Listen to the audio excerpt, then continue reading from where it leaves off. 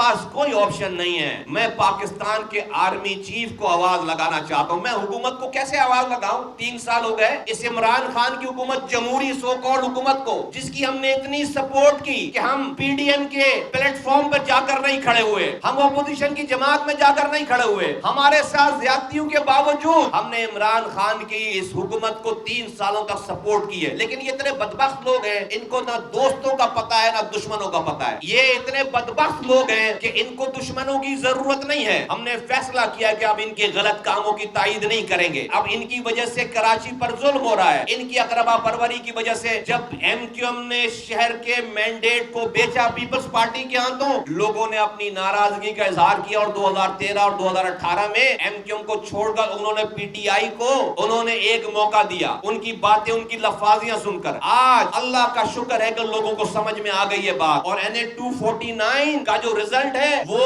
نوشتہ دیوار ہے, وہ دیوار پر لکھی ہوئی تحریر ہے کہ پاکستان کے وزیر اعظم کا عہدہ رکھنے والی پارٹی, گورنر اور صدر کا عہدہ رکھنے والی پارٹی کو ہم نے شکست دی ہے, پی ایس پی نے شکست دی ہے. 35,000 ووٹ لینے والے صرف 3 سال پہلے آج ان کی حکومت ہے, وہ پی ایس پی سے ہار گئے ہیں. بلدیہ ٹاؤن این اے 249 میں وہ ہم سے ہار گئے ہیں. 2018 میں 1600 ووٹوں سے ہم تقریباً 10,000 ووٹوں پہ چلے گئے, اور 10,000 ووٹوں کے بعد ایسا نہیں کہ ہم سے جیتنے والا کوئی 50,000 ووٹ پہ کھڑا ہے. جیتنے والا 15-16,000 ووٹ لے کر جیتا ہے, اور ہم تقریباً 10,000 ووٹوں پہ کھڑے ہیں. اور جو 35,000 ووٹ لینے والی پارٹی تھی سو کالڈ آج کی حکمراں جماعت پی ٹی آئی, وہ 8,000 پہ 7,000 پہ آ گئی, وہ ہم سے بھی نیچے آ گئی. ہم نے ان کو بھی ہرایا ہے وہاں پہ. یہ ہے دیوار پہ لکھا ہوا. اور اس کی بغل بچہ جماعت جو کہ اس کے ساتھ حکمرانی انجوائے کر رہی ہے, ہمیں جن کو اس کراچی میں ابھی تک زندہ رکھا گیا ہے صرف عمران خان صاحب کی حکومت کو چلانے کی رومانس میں. جس دن حکومت گر جائے گی